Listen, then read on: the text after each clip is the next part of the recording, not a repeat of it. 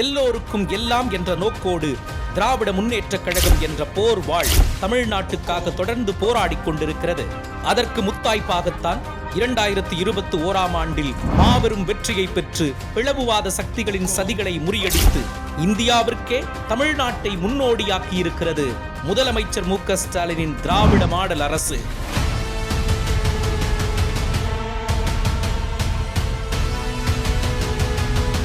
அவருக்கு பக்கபலமாக தோளோடு தோள் நிற்கும் திமுக கழகத்தின் தொண்டர்கள் ஓரணியில் தமிழ்நாடாய் இணைந்து தற்பொழுது 2026 தேர்தல் களத்தில் போராட தயார் நிலையில் இருக்கிறார்கள். எத்தனை படைகள் வந்தாலும் அவங்களோட வியூகங்களை முறியடிக்கிற கலைஞருடைய படை என்கிட்ட இருக்கு.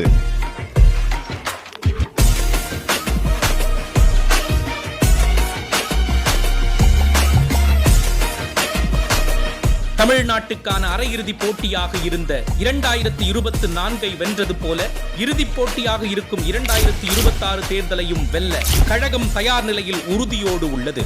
அந்த ஃபைனல்ல நாம ஜெயிச்சாக வேண்டும்.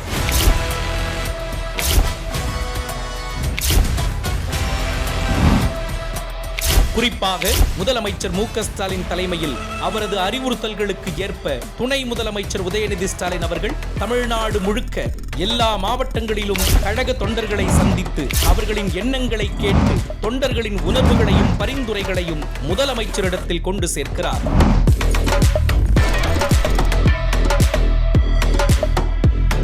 தமிழ்நாடு முழுக்க படர்ந்திருக்கும் திமுக எனும் வீழ்த்த முடியாத ஆலமரத்தின் வெற்றியை தடுக்க எத்தனை தீய சக்திகள் வந்தாலும் அண்ணா கலைஞர் வழியில் முதலமைச்சர் மு.க. ஸ்டாலினின் தலைமையில் துணை முதலமைச்சர் உதயநிதி ஸ்டாலினின் வழி நடத்தலோடும் 2026 தேர்தலை வென்று வரலாறு படைக்கும்.